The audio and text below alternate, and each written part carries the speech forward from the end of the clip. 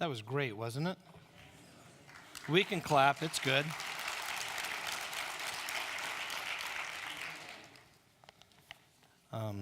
Where was our soloists? Beautiful job. You ladies did a wonderful job. You ladies did a wonderful job. Will you stand with me and open your Bibles to Psalm 47?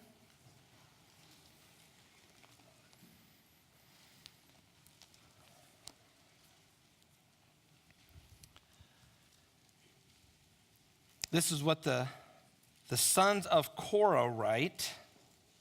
Clap your hands, all peoples. Shout to God with loud songs of joy. For the Lord, the Most High, is to be feared, a great king over all the earth.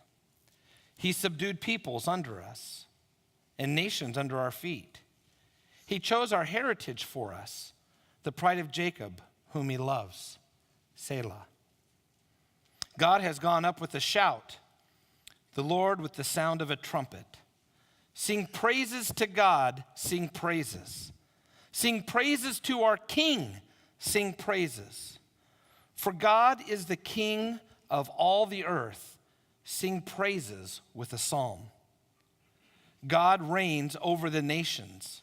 God sits on his holy throne. The princes of the people gather as the people of the God of Abraham. For the shields of the earth belong to God. He is highly exalted. Let's pray. Father, we come to you this morning to sit under your word, to exalt you, to praise you, to acknowledge you as King, as the Lord, the Most High God. Father, we thank you for the heritage that you have for us. We thank you that you are great and that you are awesome. I pray, Father, for me this morning that you would use me to communicate the glory of your word, that I would not get in the way of the beauty of the truths that are here, but that you would be exalted, O Lord. Father, this morning as we come to you to open our hearts to you, our eyes to you, our minds to you, we pray that you keep us free from distraction, that we would be focused on you. Father, as I'm here, there is a request that was given for a hockey team that was traveling in a bus where 14 or 15 people were killed and others are hurting and in hospitals. We pray for those families of that team. Lord, we recognize that there are other people who are suffering and grieving, and we pray for your comfort.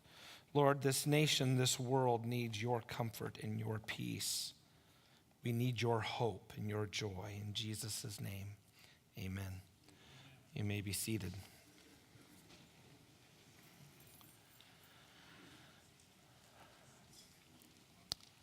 So this Sunday, we are we are going through a psalm of enthronement.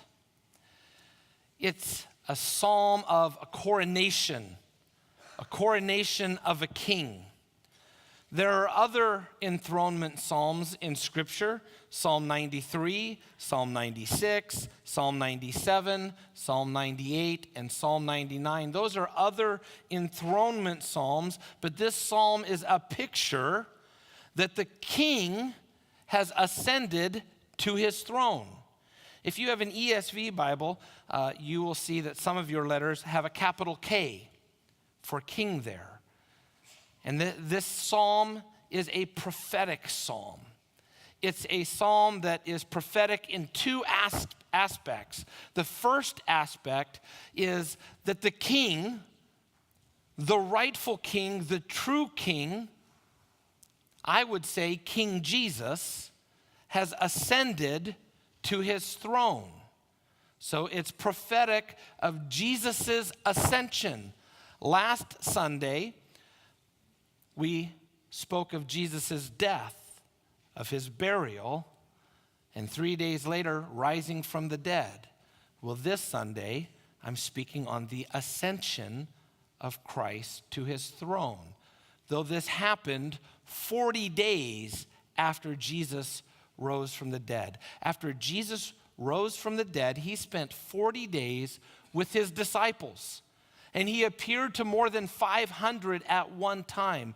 Jesus' resurrection was a very visible resurrection. He ate with his disciples. He spoke with his disciples. They touched him. They saw him. And he taught them for 40 days. And then when you get to Acts chapter 1, you have the ascension of Christ. And when Jesus ascended to his Father, we'll see that he sat down at the right hand of the Father. He sat down because his work of salvation is complete. And this is our King who is sitting on his throne. So I say this is prophetic in two aspects. First, of Jesus' ascension. But do you know that there will be a literal 1,000-year reign of Christ, where Christ will reign and rule from his throne in Jerusalem? So this is prophetic in a second aspect. First, of his ascension, and secondly, of him reigning and ruling for 1,000 years in Jerusalem. So this is a coronation to the King. An outline is verses 1 through 4. All you people, clap your hands for the Lord, the Most High. That's the first part, verses 1 through 4. Verse 5, the Lord is gone up with the sound of a trumpet. Verses 6 through 9, sing praises to the Lord, the King of all the earth. That's, if you were to break this down, that's what it would look like. So let's look at verse 1. Clap your hands, all peoples. Shout to God with loud songs of joy. It's okay to be loud as God's children. The Lord dwells in the praises of his people. This is in reference to the coronation of the King of Israel. And there's a picture that we have. It comes from 2 Kings chapter 11, verse 12. You don't have to turn there, but if you want to write down the reference, that's the reference. And it is the King Joash being installed. And we read there, then Jehoiada, the priest, brought out the king's son Joash and put the crown on him and gave him the testimony, and they proclaimed him king and anointed him, and they clapped their hands and they shouted, "Long live the king." So there's a picture of an installation of the king. So clap your hands, all peoples, shout to God with loud songs of joy. Now, I see this psalm specifically prophetic of Christ because of the words all peoples. You see, we got to have a little bit of Old Testament history this morning to kind of appreciate this. You see, God made a covenant with a man named Abraham. Thousands of years ago, thousands of years before Christ, after the flood, when the nations had scattered, God called a man named Abraham, not based on anything that Abraham had done, but based on God's choosing, on God's election. He chose Abraham. Before his name was Abraham, it's important to know that his name was Abram. Abram means great father. The irony was, Abram had no kids. So you go around, what's your name? Abram. Names mean everything. So let me see your kids. I don't have any kids. Well, what kind of name is that for a man with no kids? I don't know. God has a sense of humor. But God made a promise, a covenant in Genesis chapter 12. The promise is, Abraham, I'm going to make you into a great nation. I'm going to give you a land, and you are going to be a blessing to all peoples. You are going to be a blessing to all nations, to all peoples. Your descendants are going to be as numerous as the stars. What a promise. What a hope.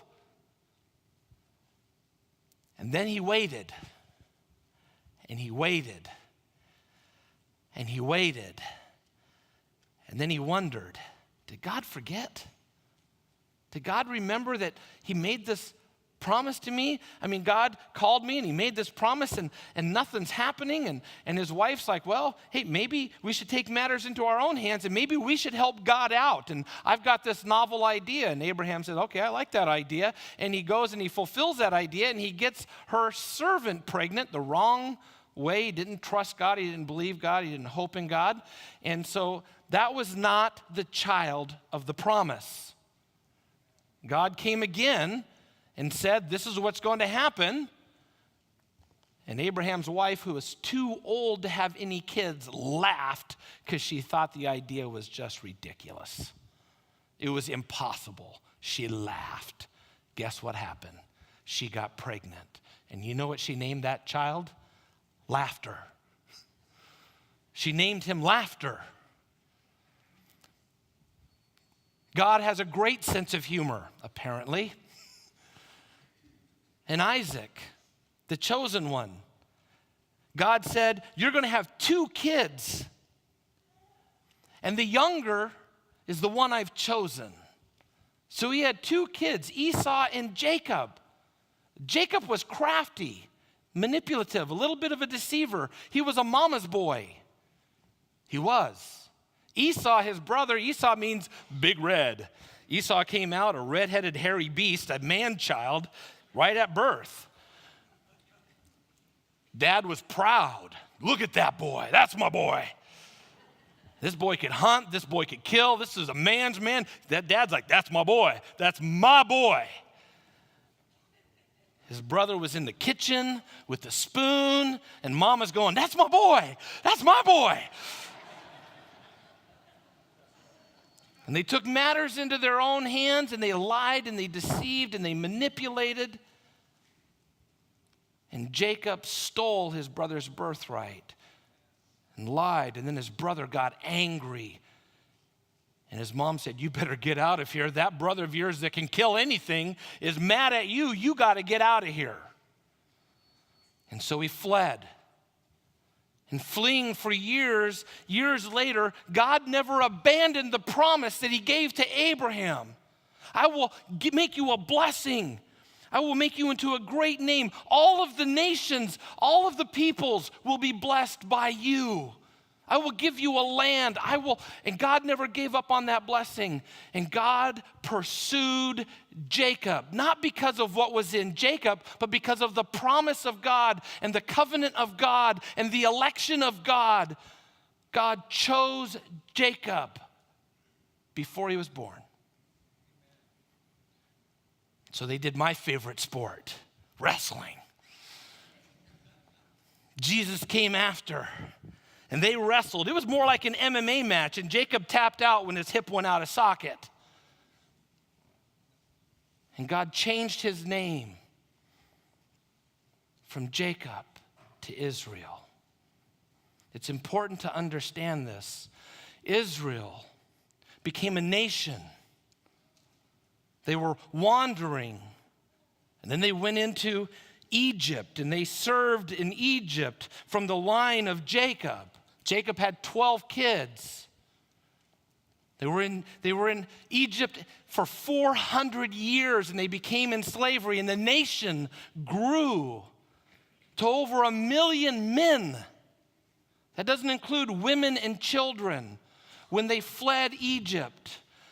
And then they wandered for 40 years into the wilderness, into the promised land.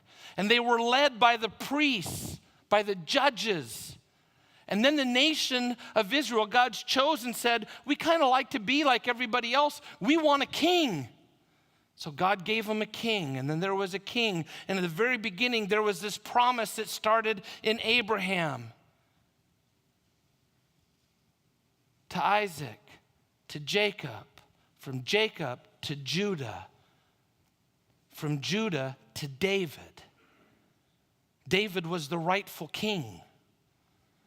God gave the people the king that they wanted. He wasn't the right king. He wasn't a man who was after God's own heart. He was a man who had a half heart for God. He liked the things of this world. He wanted all the fame. He wanted all the glory. He wanted all the attention, but he wanted to do it his way. And then God brought along David. And David fell morally, but he repented. He was a man who had a heart for God. And in David's lineage would be a king. And one day there would be a rightful king who would reign and rule. That king is King Jesus. That's the king of all kings, and the Lord of all lords. And this is a psalm that is really about the picture of the coronation of the king. Because remember, the promise at this point in the Old Testament is to the nation of Israel. It's to the Jews. It's to the Israelites. Jesus was a Jew. He was a Hebrew. He was an Israelite. Same group of people, 3 different names. I don't know why you guys do that, but they just did. I tease Brian because God has richly blessed him by being in the line directly of the family of Abraham. Is that not one of the greatest blessings? To be directly in the line of Abraham, in your blood? What a blessing. But it was for a nation. And when Jesus came and he ministered primarily to Jewish people. And then when Jesus ascended, God came to Peter and he said, Peter, I want you to eat this pulled pork sandwich. You have to understand, pork was a no-no for Jews. You don't do that. And he said, no, I will never defile myself that way. I will never eat pork. God brought him a vision of pigs on a blanket again, not rolled up in pancakes, but you know what I mean. And he said, no, God, I won't do it. I won't defile myself. I won't do what's unclean. And God did it a 3rd time, and he said no a 3rd time. And God said, Peter, don't you call anything unclean that I call clean. And God called Peter to a man's house named Cornelius, who was not a Jew. You see, at Pentecost, Jesus rose 40 days later. At Pentecost, the Holy Spirit was poured out on the people, and the people came to the temple from all over different parts of the nation. They spoke in different languages, and they came to the temple because God's word, the law, had called the Jews to do that. And Peter preached at Pentecost, and people spoke in tongues when they put their hope and faith and trust in Jesus Christ, and the Holy Spirit fell on them. Something supernatural happened that had never happened before. And so then Peter goes to Cornelius' house because God called him to go to a Gentile. And Cornelius puts his hope and faith in Jesus Christ, and guess what happens to Cornelius? He speaks in tongues. He spoke in tongues to affirm to Peter that the same Holy Spirit that fell on you at Pentecost is the same Holy Spirit that fell on me, on the Gentiles. Meaning that the gospel now is for all people. Well, the other disciples of Christ, the other apostles, had heard that Peter was out evangelizing Gentiles, and they weren't happy about it. So they called Peter and said, Peter, what do you think you're doing? And Peter told them, and the disciples, the apostles went, whoa, the gospel's for all people? For all nations? For everybody? Then we must go and we must tell. And that's how the church exploded upon the world. So we see here, clap your hands, all peoples. Why? Because the rightful king who has been installed on his throne, who sat down at the right hand of the Father and completed the work that God had gave him to do to save every person who puts their hope and faith in Jesus Christ, regardless of who your parents are, there is salvation for you. Amen? So that's why All peoples. And we see in the book of Revelation the picture that every tribe and every tongue is assembled, saying, worthy is the Lamb who was slain. And you and I, we get to worship with people from Africa, with people from China, with people from Asia, with people from Australia. We get to worship with people on every continent. When the gospel has gone all the way around and we're all assembled and we're all praising God, we're going to be shouting and we're going to be clapping. And there's going to be some Baptists that are going to feel uncomfortable, but it's going to be wonderful. Glory, hallelujah. Amen. So God wants us to shout it. Now remember when they installed the king, the people said, long live the king. But in this place, we are saying, you are my king. You are my Lord, and I am your servant. And this is so important that we get as the church. It's so important that we proclaim that Jesus is our king. Romans 10:9 says this, if you confess with your mouth that Jesus is Lord and believe in your heart that God raised him from the dead, you will be saved. For with the heart one believes and is justified, and with the mouth one confesses and is saved. So there is this proclamation, there is this beautiful thing when the church says, you are my king, you are my Lord, and I am your servant. If we joyfully proclaim him to be our king, our Lord, our authority, with our words and our actions, we fulfill the picture here of joyfully proclaiming our allegiance to the king. Verse 2, for the Lord, the Most High, is to be feared, a great king over the earth. Now, you have to understand Hebrew thought a little bit, because the nations around Israel had a hierarchy of deities. They saw some gods as powerful, but there were some other gods that were more powerful. They were all demigods. You know, so if somebody came after you and said, this God's mad at you, you'd be like, big deal. I worship the sun god. He could beat that god up. I'm fine. I'm okay if the rain god's mad at me. He can't beat the sun.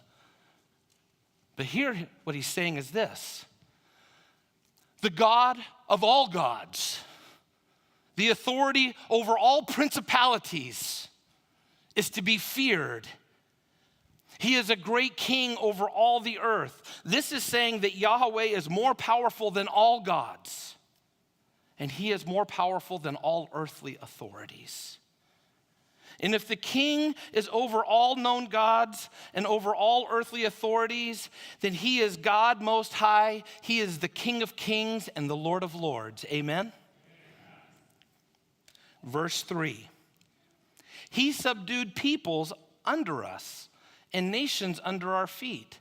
Now this is a picture of total victory here. You see, what would happen is when the nations would conquer other nations, the highest ranking official of the victorious side would then go to the highest ranking official, perhaps the king of the other side, and in battle, they would walk up and they would put their foot on the throat of the opponent. And that would signify to anybody else who stood with that king that they were utterly defeated, that they lost. This psalm is saying that the King of Kings and the God Most High has total victory over all of our enemies, great and small. Don't you guys want to clap your hands and shout? Sometimes I get so worked up and I deliver it like with a thud. Let me just share why this is exciting. Because there are people here this morning who feel overwhelmed. There are people here this morning who are living in fear. People feel powerless and weak. They feel stuck and they feel trapped. If Jesus is your king, I want you to know that there is no enemy he can't defeat. Amen. And the way that we have victory is by trusting the Almighty. Let me explain this, because if God is more powerful than anything, than any principality and any earthly ruler, and God says, I want for you to go out and tell people about me. Well, what if they don't like me? So what? The way that we live in victory is by living in obedience. In fact, the victorious life in the Christian life is the obedient life. Victory and obedience go hand in hand because he is the victor. And victory is his. And if you want victory in your life, then it starts by living in obedience to him, because he is the authority over all authorities, spiritual and earthly. And if someone has a problem with you, who is their real problem with? Is God big enough to handle that problem? Yes, he is. He is totally victorious. But there are people, the problem comes when you and I take matters into our own hands. When you and I think like Abraham and say, you know, I know God said this, but it's not happening yet, but maybe if I did this, it would happen. That's not how it works. You have to live by faith. The Bible says the just shall live by faith. So I want you to know, people, that God is calling you into holiness. If we live obediently, we will be changed from one degree of glory into another, and you and I will be pursuing holiness. And in pursuing holiness, God calls us to things like purity, sobriety, honesty, integrity. And in pursuing those things, we will be following God because that's what God calls us to. God will not ask you to do anything that violates his nature and his character. But you see, sometimes we become fearful. I just said God is more powerful than anything.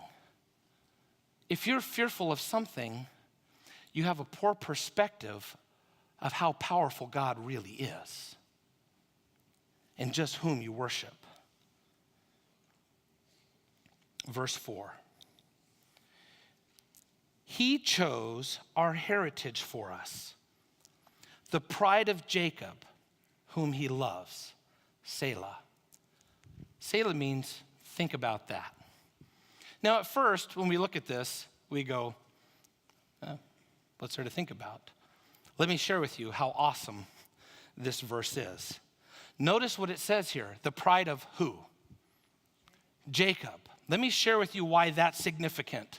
I've shared this before and I'll share it again. When we look at the Old Testament, when the nation of Israel is following God and walking in obedience to God, he calls them Israel. And when they're living in sin and they're messed up and they're screwed up and they're doing the wrong thing and they're worshiping idols and they're not trusting God and they're making golden cows and all of the wrong things, God calls them Jacob. But notice what it says here, the pride of Jacob. Let me share with you why this is important. God doesn't choose you when you got it all together. He doesn't choose you when you're following him and getting it all right. You're his, look at what it says. You're his pride in your brokenness.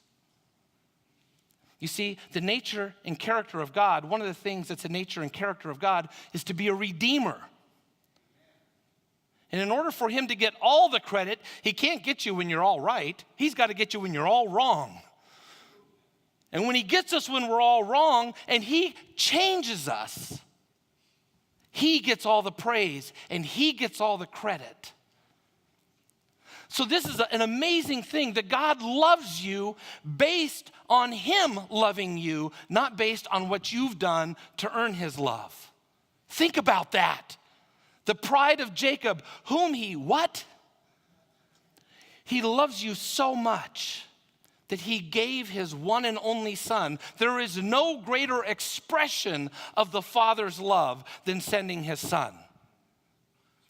You're his pride, and he loves you right where you're at, right here, right now, today. Isn't that awesome? Yes, makes you want to clap, doesn't it? Do you see why we shout and we see why we clap? You know, clapping is an expression of enthusiastic joy. When my little kids, you know, you teach them how to sit up, okay? When they're, not spit up, sit up. So when they're little, you know, you set them up and they fall over. And then you put pillows around them, and pretty soon, but you know what? You do something with kids, and if you've had kids or grandkids, you do this. You just love to make them laugh, right? So you play peekaboo, you play whatever things, and you just make them laugh. And a natural expression of enthusiastic joy is clapping. No one has to teach a little toddler who's just barely sitting up and being held by pillows to clap. They do it naturally. It's a natural expression of joy. So that was appropriate what you guys did there. Glory, hallelujah. The word Selah, think about, here's the other part, our heritage. Here's something else to think about. You have a heritage. Because of what Jesus has done, your heritage is so much greater than what you could imagine, because now you are a co-heir with Christ. Ephesians 1 says, you have every spiritual blessing in the heavenly realms. What a heritage we have. What a king. What a savior. What a Lord. That he took me who had nothing, and he gives me everything. Not based on what I've done or what I've earned, but solely by grace.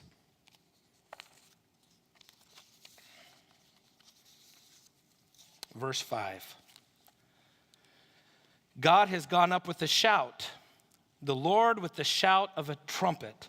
Now the trumpet would blast when the king was officially installed. So this is not just the coronation of the nation of Israel. This is the coronation for the king of all peoples who comes through the line of Jacob. When the king was when was the king officially installed prophetically? I shared with you twice. When he ascended to the Father, and the second time is when he will rightfully reign and rule from his throne in Israel. Sing praises to God. Sing praises. Sing praises to our King. Sing praises. Do you know why church is so good? Because one of the things that we get to do every week is we get to sing praises. And God has really blessed our church with an amazing worship team to lead us to Christ.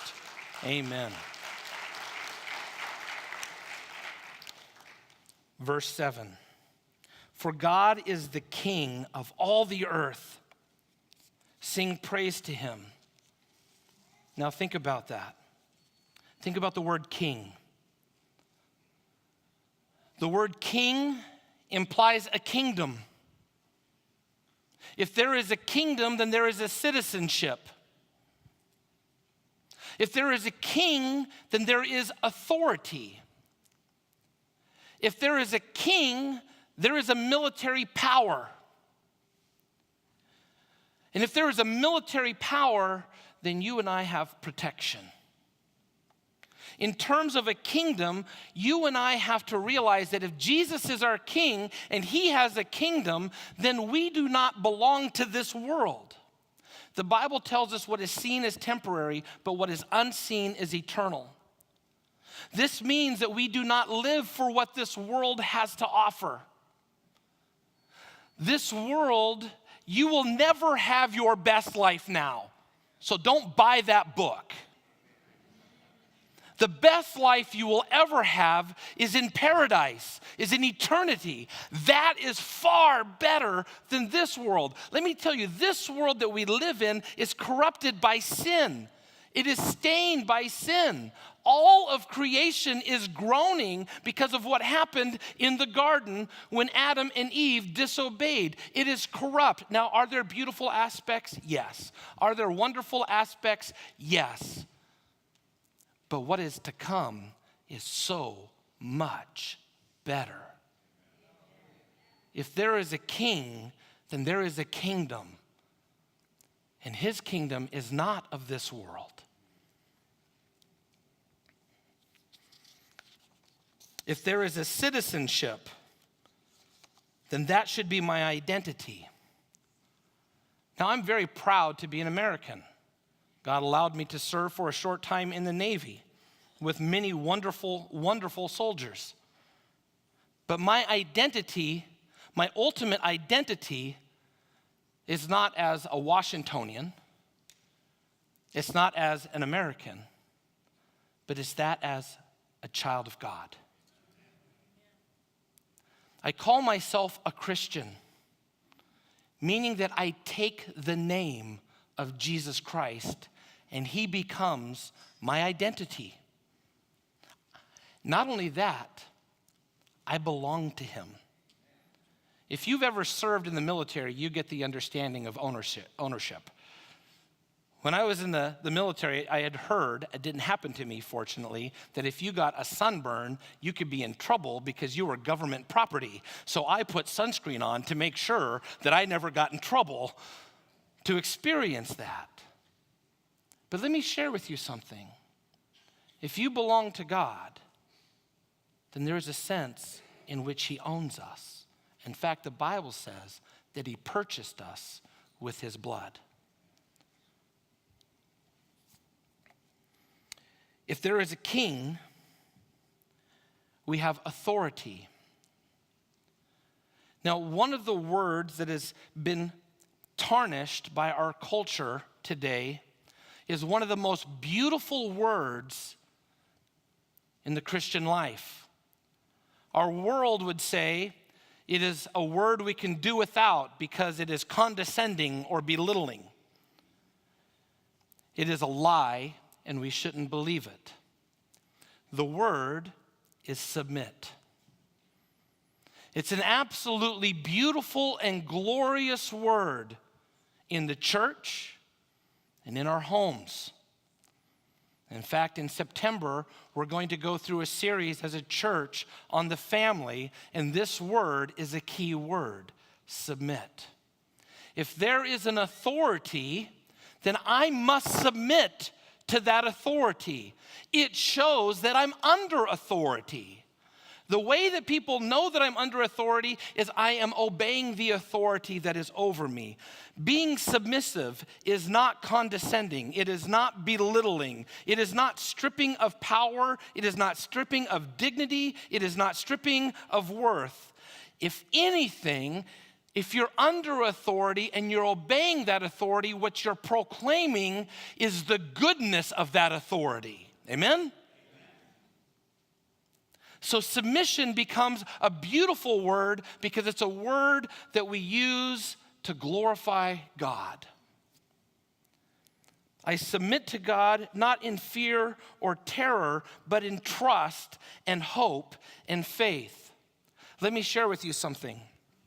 The same gospel that I believe, that comes from the Word of God, that calls me to put my hope and faith and trust in Jesus, that he was crucified for me, that he was buried and dead, and 3 days later rose from the dead. I believe that because the Bible says that. I can't just say, well, I believe the gospel, but you know, fornication's okay. Adultery's okay.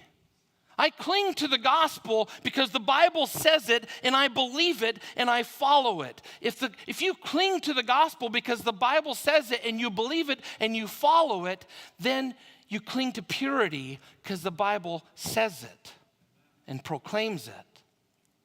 And you tell the truth because the Bible proclaims it and says it. So submitting to God in salvation and saying, I believe, Lord, is the first place that we start in submitting to God. And then we grow in submission in every aspect of our life. And obedience is really submitting to the will of God.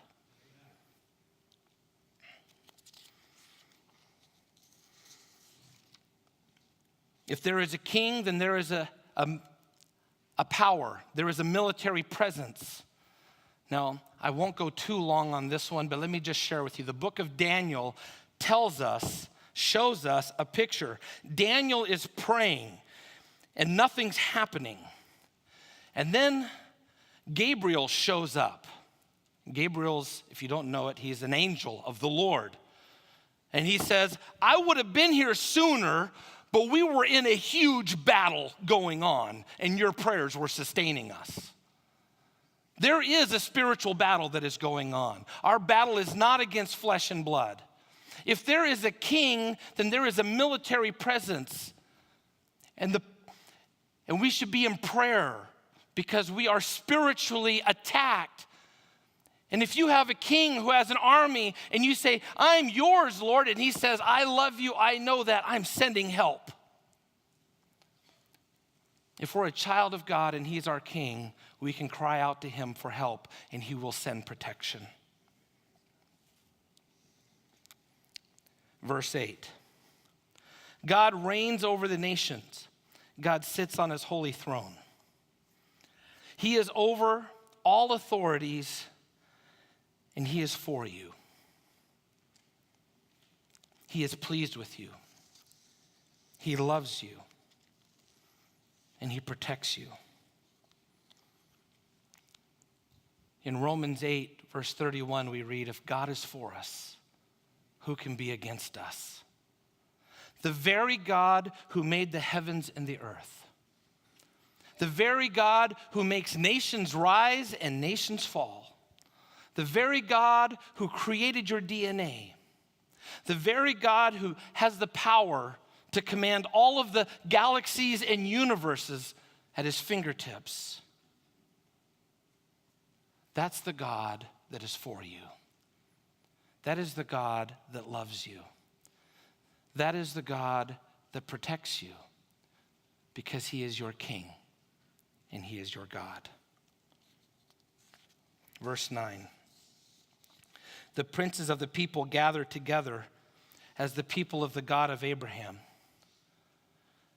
Here is a picture of the book of Revelation when all the nations gather together.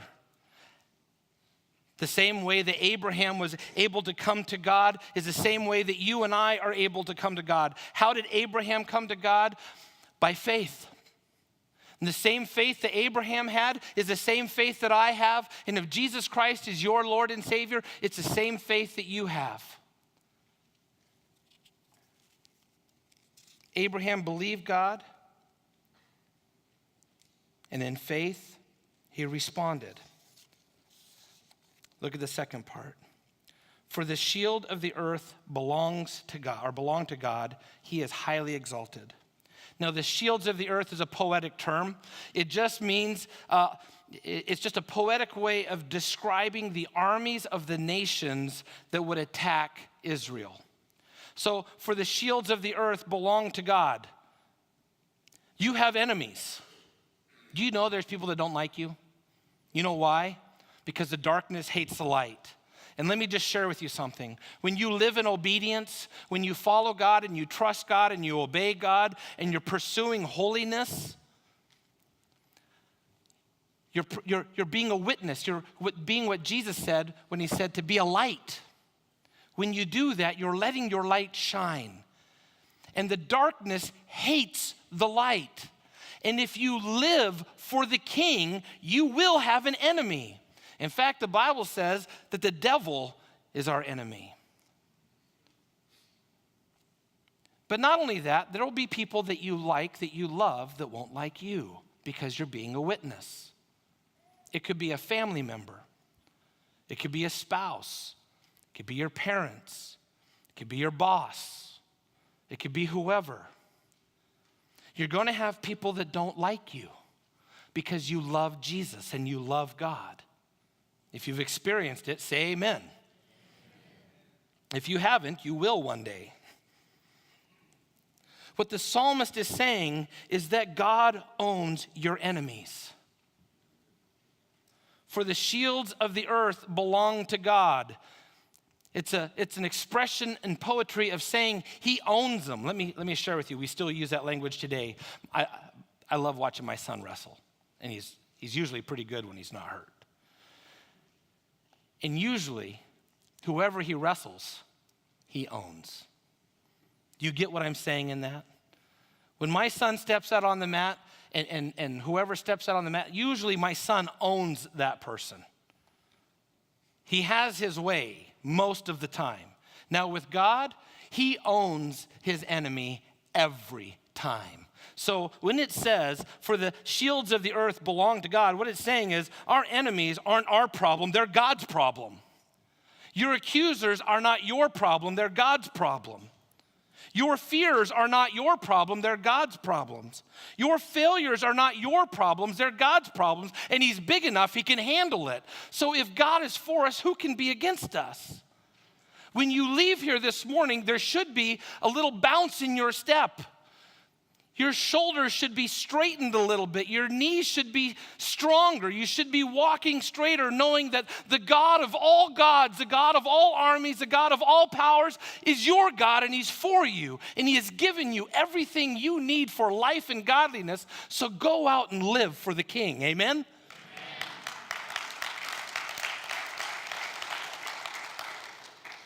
It won't be easy. And this is why we need the church. Because you're going to leave here with a bounce in your step, and you're going to leave here with a sparkle in your eye, and you're going to have great hope. And the world's going to beat you up. And we're going to have to come back next week, and I get to give you I don't get to next week. Ed gets to give you a spiritual chiropractic appointment and put you back in alignment so you can go out and you can fight the good fight. Because the Christian life is described as a good fight. It's a battle. Every day is a battle. But every day it's a choice to say, you are my God and you are my King and you own me and I belong to you and I'm going to live for you. Amen? Every day, that's how our day should start. Every single day.